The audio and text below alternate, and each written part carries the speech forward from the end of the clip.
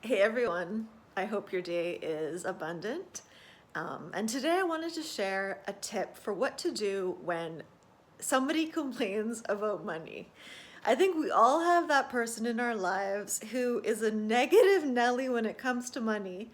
And if you're working on transforming your money mindset and healing your money wounds, it's really going against your goal to be surrounded by people who are always so down about money. And I know it's almost like we want to become so positive about it that we can kind of like spread that positivity to others. But I truly believe that we become who we surround ourselves with. And I do think that negative and toxic energy is very powerful. So I just think it's important to have some tools to manage those types of people in our lives. So, I mean, if you're close enough with the person, I guess the number one tip would be to share what you're learning about money mindset and about limiting beliefs and about the fact that everything we believe about money is actually a story we're telling. So, like, if a bill comes in and we think, oh no, I wasn't expecting this, like then we start to get stressed out and worried. That's actually a story that we're telling about this money situation. We could actually choose a completely different story to tell. So we could instead tell ourselves the story like, oh, this is interesting. I wasn't expecting this.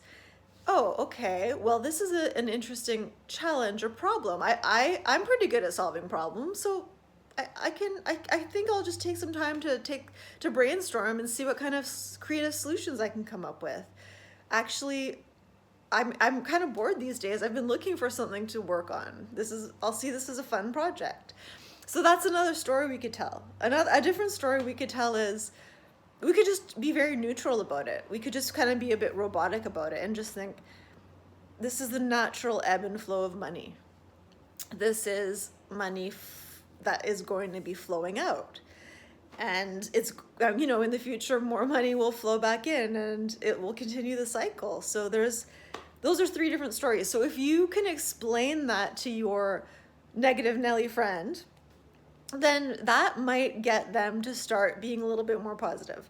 Tip number two is kind of prepare yourself. If that's not working, or if they just laugh at you, or if they think you're crazy and woo woo about with all this limiting belief talk, then you can actually take a different approach and maybe just don't push it don't push it anymore and just decide to have different opinions on the topic. And then when they do complain about money, and it bothers you, you kind of feel like that tension in your belly when you hear them say, oh, I can't afford that, or oh no, I'm so worried about this bill or whatever. Then what I would do is just notice what you're feeling in your body and just see it as an indication like of how in tune you are with your new money mindset, and the fact that like you've grown from the person who used to have a mindset like that to now being so intuitive about it and in tune with negativity that your body is like physically repelling it. And then just like take a deep breath and just kind of try to be neutral about it. Kind of just try to have empathy and compassion, because at one point you were like that too. At one point you were negative too. So just try to just have empathy for that person and hope that they one day will learn that their mindset is actually not serving them. The other thing you could do, this is kind of sad, but if you really are committed to this new version of yourself and just this new abundance mentality, then it's actually probably in your better interest, if they're not willing to change, to kind of like distance yourself a little bit if possible. That's obviously hard if you live with them, but if you don't live with them, just maybe like for a while at least try to reduce your time with them, because I really, like I said before, I think that subconsciously, without even knowing it, we by osmosis become each other. And so yeah, you just have to really be careful of what you're exposing yourself to, because any problem, whether it's relating to money, to relationships, to your house, to your car, etc., to your kids, we're telling ourselves a story about whether or not it's a problem or whether or not it's an opportunity. And so, yeah, so we just have to be really careful of the stories that are being told around us. The last thing I would say is, if they do mention something negative, then every time they do, you could, this might annoy them, but maybe they'll learn, or maybe you'll find osmosis influence them.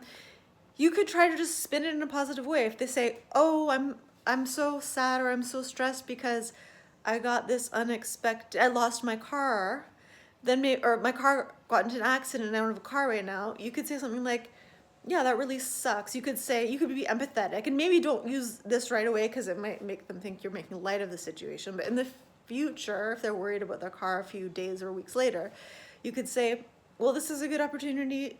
Like, maybe you could start using Evo or taking transit," and say they had a parking spot in their building. Maybe you could say, "Oh, well, maybe you can rent out your parking spot, and that would be some extra cash flow in the meantime while you don't have a car until you get a new one."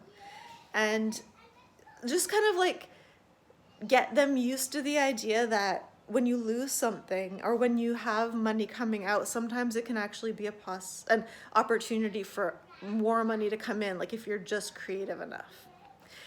So that's my lesson for the day. I hope it's helpful for you. And don't forget to like, subscribe, and share if you find my money healing tips helpful. And I wish you a day filled with financial bliss. Until next time.